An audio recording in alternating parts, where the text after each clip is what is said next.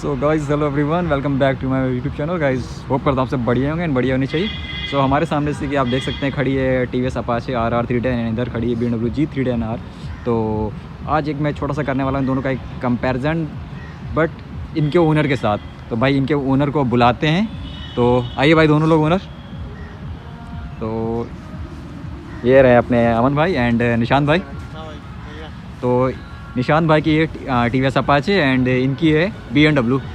तो अभी मैं आपसे कुछ पॉइंट्स पूछूंगा, ज़्यादा से ज़्यादा में भी 5-10 पॉइंट्स होंगे कि इन दोनों गाड़ियों के लेने के पीछे का रीज़न और प्रो वर्सेस कॉन्स। तो एक एक करके आप में से आप पहले तो प्राइसिंग में बताइए। अगर इसकी BMW की बात करोगे तो ये अप्रॉक्स आपको ऑन रोड 3,90,000 की पड़ती है।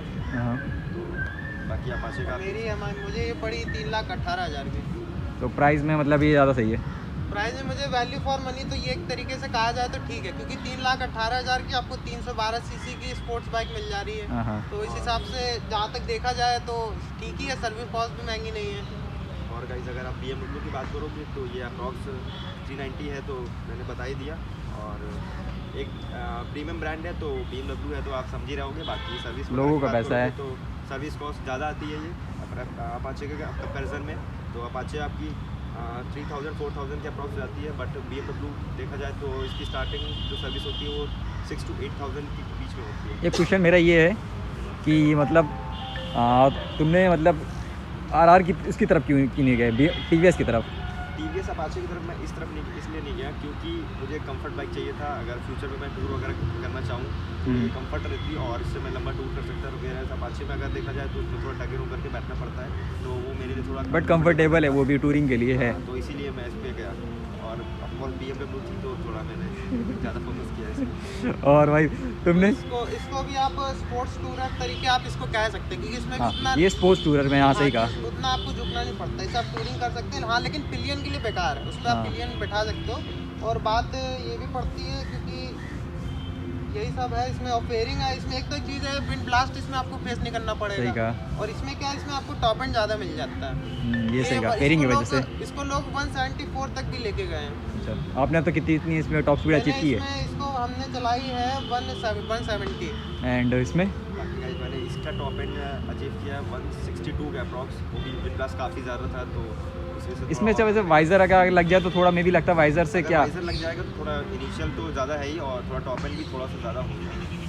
अच्छा, तो इसमें कुछ अगर मैं पॉइंट्स में पूछूं कि कुछ नेगेटिव लगाओ आपको अपनी गाड़ी में?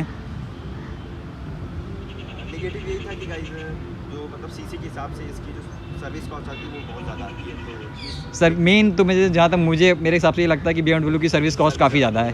एंड सर्विस भी कितनी मिलती है आपको फ्री? इसमें सर्विस एक भी फ्री नहीं मिलती है आपको, सब स्टार्टिंग सर्विस भी आपको पैसे देना पड़ता है। मेरा राय तो ये रहेगी, मैं जब देख रहा था लेने के लिए तो मैं तो BMW G310 यूज़ कर चुका हूँ। मैं ये देख रहा था और KTM 390 देख रहा था, क्योंकि ड्यूक 390 एक जगह से देखा जाए तो वैल्यू फॉर मनी है। क्योंकि उसमें क्या है, आपको रिफाइनमेंट ज़्यादा मिल रही है, पावर पिकअप ज़्यादा मिल रहा है, वाइब्रेशन उसमें नहीं है जो नई वाली है। जो पुरानी वाली थी उसका इंजन दूसरा था, नई वाली का इंजन दूसरा है। और नई वाली ड्यूक में आपको लोहा हटा के उसकी जगह एल्यूमिनियम की चेसिस दे दी गई। एल्यूमिनियम तो उसमें क्या पावर का एक्सीलेटर लेती है, आपका पहिया एकदम तुरंत उठ जाता है, गीली करके पॉप करेगा। 70 की स्पीड में भी उसका व्हीली पॉप अप हो जाती है उसमें 70 की स्पीड में भी। बाकी दोनों गाड़ियों में आपको वाइब्रेशन लगती है। ब्रांड जाना है कि BMW, अगर ब्रांड वैल्यू की तरफ जाना है तो आप BMW की तरफ जा सकते हैं। बाकी वाइब्रेशन की अगर बात करें तो दोनों में वाइब्रेशन तो इसमें ज़्यादा है, वाइब्रेशन इसमें ज़्यादा है। मामले में अगर आप BMW पे देखोगे तो थोड़ी सी कम है अपाचे के कंपैरिजन में। बाकी वाइब्रेशन दोनों में है। और डिफरेंस ये इंजन मान लीजिए दोनों में रिवर्स इंक्लाइंड है, रिवर्स इंक्लाइंड इंजन है इसमें। TVS रिवर्स इंक्लाइंड निकला भी इसमें बैलेंसिंग के लिए पीछे से साइलेंसर निकाला है, उल्टा इंजन है, मतलब एक तरीके से आप इसे कह सकते हो। और इसमें क्या है, BMW उसमें अपना ECU चेंज करती है, जिससे वो हल्का सा रिफाइन हो जाती है, रिफाइंड होती है और इनिशियल में थोड़ा सा ज़्यादा तेल निकलती है। और उसका वेट भी कम है 158 kg, इसका मेरा 174 kg। और जो फेयरिंग है उसकी वजह से भी वाइब्रेशन बढ़ जाता है। हाँ, तो सही कहा। डिफरेंस है। माइलेज क्या देती होगी दोनों में? माइलेज तो आस-पास दोनों का आसपास है, उसमें कोई अगर ज़्यादा आप देखोगे तो 25 से 30 के बीच मिलता है, और उसका भी उसी के आसपास ही इसका भी मेरा भी 23 का ही दे रही है, जबकि इसका वेट का भी थोड़ा है उस वजह से। बाकी एवरेज में तो कोई डिफरेंस है नहीं लगभग। दोनों एक ही जैसे। और टैंक भी सेम है, 11 लीटर 11 लीटर। अच्छा तो इसमें एक चीज़ ये है, इसका प्रोजेक्टर हेडलाइट मिल जाती है जिससे लुक अच्छा मिल जाता है। थोड़ा मतलब स्पोर्ट्स ही है काफ़ी। नाइट के टाइम ऐसा लगता है कि हाँ प्रोजेक्ट लाइट करती है ये चीज़। तो कुछ ऐसे पॉइंट्स है। बाकी और कुछ जैसे कि अगर मैं जैसे कि आपके पास दोनों के पास यहाँ पे अगर 390 तो ऐसे नहीं है न्यू वाली, बट अगर होती तो आप अपनी गाड़ी से उस गाड़ी में स्विच करते या नहीं करते? मेरे पास होती तो हम ऑफकोर्स करते। बिल्कुल करते हैं, क्योंकि सीसी ज़्यादा है, रिफाइनमेंट ज़्यादा है और पावर ज़्यादा है, तो ऑफकोर्स हम उस पर जाते हैं। मगर ये है ना कि KTM ब्रांड है तो लोगों ने उसको एकदम बदनाम कर रखा है, तो इस वजह से लोग उसको ज़्यादा से ज़्यादा डिनाई करते हैं लेने के लिए। सही कहा इस वजह से यार। मैं मतलब ये मेरी तो मुझे KTM के शोरूम वाले ओनर ने कहा था, जब मैं KTM के शोरूम पे भी मैं जा रहा था तो उसने मुझे ये बताया था कि जो 125-200 सीसी है वो लोग ज़्यादातर छपरी लोग लेते हैं। अच्छा। तो अगर उनसे पूछते हैं क्या करते हैं तो वो बताते हैं कि सुबह मैं सब्जी लगाता हूँ ये वो।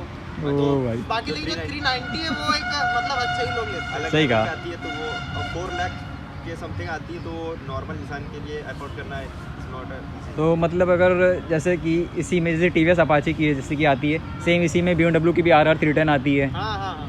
दोनों आप लोग अच्छे जानते हैं भाई, सेम गाड़ी अगर कर रहे हैं तो अगर उसमें स्विच करना हो तो लेकिन BMW RR लेने का कोई मतलब नहीं। अगर BMW RR है तो ऑफकोर्स आपको इसी की तरफ जाना चाहिए। अगर आपको फेयरिंग में BMW RR वाली लेनी है उसमें और इसमें कोई डिफरेंस नहीं, इंडिकेटर तक सेम है और जितना वाइब्रेशन इसमें वाइब्रेशन उसमें भी आपको मिलना ही मिलना है। और उसमें एक आपको अगर BMW आपको का लोगो BM मिल जाता है तो वो प्रीमियम बन जाती है, बाकी तो अगर सारी आप- चीज़ें आपको सेम है Apache सेम में। है। अगर तो आपको मतलब- अगर आपको BMW का ब्रांड वैल्यू चाहिए हाँ, 310 में तो आप नेकेड ही लीजिए। अगर फेयरिंग लेनी है तो फिर उसके हाँ, उसका तो लेने का ये मतलब चीज़ मेरे को क्लियर करनी थी कि जैसे कि BMW की नेकेड में भी आती है RR 310 एंड ये जैसे कि आपकी फेयरिंग में भी आती है, बट TVS की भी आती है फेयरिंग में भी।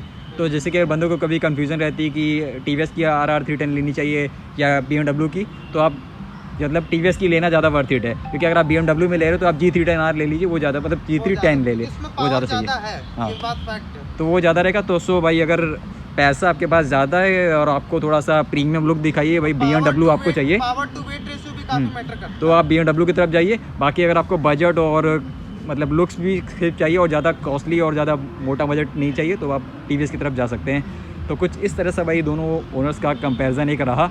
तो बाकी ओवरऑल दोनों अपने अपने बाइक से तो खुश हैं, हाँ ऐसे ठीक है, बिल्कुल कोई खुश। दिक्कत नहीं, ऐसी कोई अच्छा मतलब तक लॉन्गेस्ट कितनी चलाई होगी आप लोगों ने लॉन्ग एक राउंड में? एक राउंड मैंने 250 किलोमीटर 300 ऐसे चलाई। मतलब एक राउंड में एक तरफ से? हाँ मतलब बिना रुके लगातार। अच्छा, और तुमने? और मैंने 100 के अप्रॉक्स चलाई होगी, ज़्यादा नहीं चलाई। लगता है कि ट्रिप मारनी पड़ेगी बाहर एक ट्रिप तो बनती है फिर।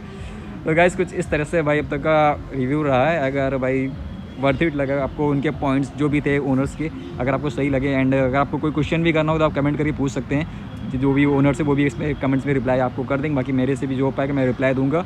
तो बाकी अगर चैनल पर नया है तो चैनल को सब्सक्राइब, वीडियो को लाइक, कमेंट एंड मिलते हैं नेक्स्ट वीडियो। तब तक के लिए बाय बाय।